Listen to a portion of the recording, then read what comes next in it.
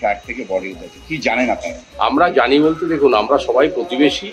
ওনার আত্মীয় স্বজন কে কোথায় থাকে কিছুই জানি না, তবে ওনারা হাজব্যান্ড ওয়াইফ দুজনেই অ্যাবনর্মাল। এবং 2020-21 সালে আই থিঙ্ক আমার যতটুকু মনে পড়ছে ওনার একটিমাত্র ছেলে ছিল, সেও মারা যায় এবং তারপর থেকে তাদের অবস্থা আরও খারাপ হয়ে যায়।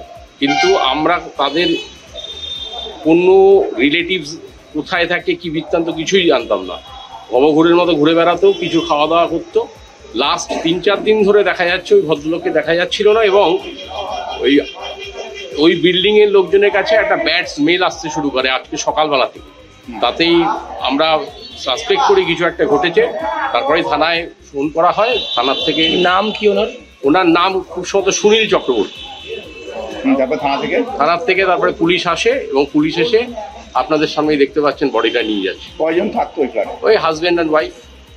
ওনার ছেলে ছিল, ছেলে আগেই মারা যায়। এখন বর্তমানে কি ওয়াইফও থাকেন? ওয়াইফও থাকেন এবং ওনাদের দুজনেরই কিন্তু মেন্টালি ডিসেবল, মেন্টালি কোনোদিনই সুস্থ নন।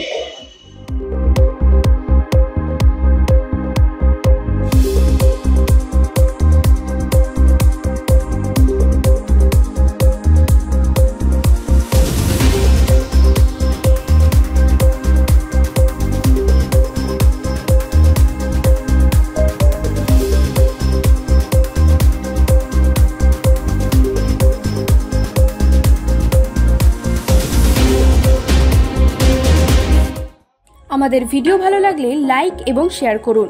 কমেন্ট সেকশনে গিয়ে জানান আপনাদের মতামত। আরও ভিডিও পেতে আমাদের চ্যানেল সাবস্ক্রাইব করুন এবং প্রতি মুহূর্তে খবরের আপডেট পেতে প্রেস করুন বেল আইকন।